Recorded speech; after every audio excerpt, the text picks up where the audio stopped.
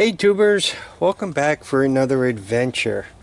So I think I mentioned to you folks only 100 times that occasionally I help out a plumbing buddy of mine. And normally the way the deal works is for the hard copper, by that I mean lengths of copper pipe that are removed, normally he keeps that stuff, and then I get the stuff that kind of has to get carted off to the scrapyard. And there's a couple of reasons for that. First of all, there's a lot more money in the hard copper, so to speak. And he doesn't have much interest in this kind of stuff. So for this kind of stuff, I not only get the tank, so to speak, but I also get to go to the scrapyard and see what else I can bring home out of it. It also doesn't pay for him to take all the time it takes to take these things apart. So many of you know this is a remote hot water tank, and it typically has its own separate, well, forget typically, it has its own separate zone on a boiler. And what it does is, depending on what this little controller says, what temperature you have it set to, it allows hot water heater from the boiler to go through that coil that I have here on the ground until it senses through this little thermocouple. Right there's the thermocouple, that the water in this tank is hot enough for you to take a shower. So the hot water from your boiler goes through those coils and then through another couple of pipes on there. That's how you get the water out of the tank. Or actually, the hot water comes out of the top. The cold water goes into the bottom. Right, cold water in the bottom, hot water out the top. So you could see that was bolted to the bottom of the tank, and the problem was it was beginning to leak. So what I have here is my gigantic cutters. Boy. And now the stuff is loose, and I can turn it in for scrap.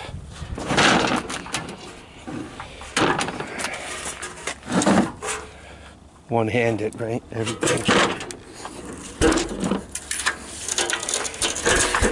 On top of this thing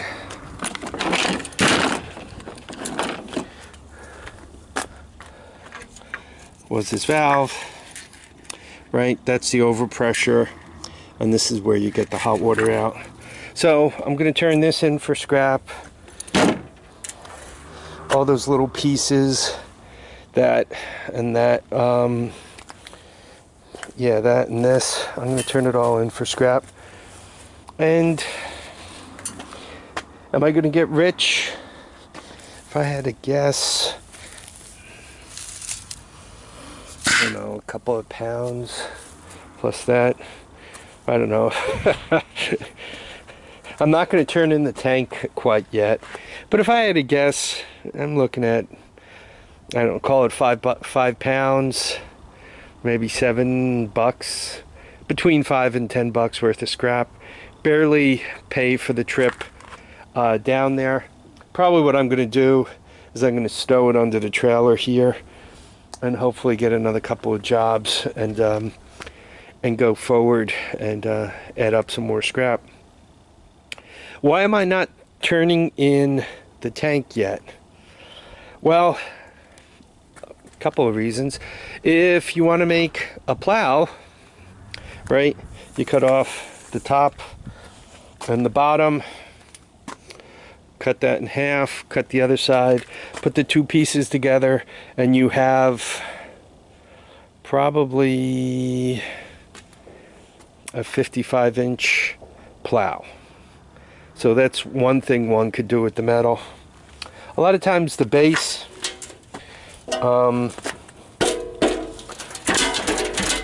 I always have ideas.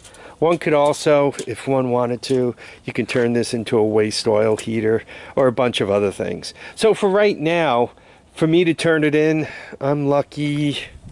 I don't know. I was able to take it in and out myself. Call it 100 pounds on the outside at 4 cents a pound. I'm lucky to get $4 for it, probably closer to $3 or $2.50. So for me, it pays to kind of keep it around. I don't want to let it go quite yet. But at some point it will have to, and then it'll be gone. Also, this controller, this was functioning, and I have the schematics for the wiring here.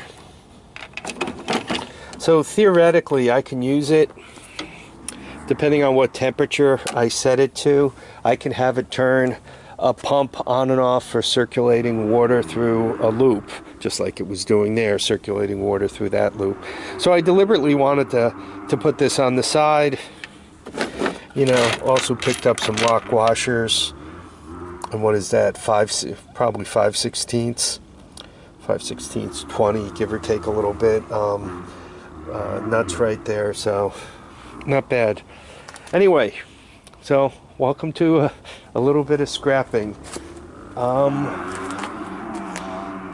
For people who do this for a living, I'm not sure what the crossover point was. I guess it depends how far you have to drive to get a truckload of scrap, and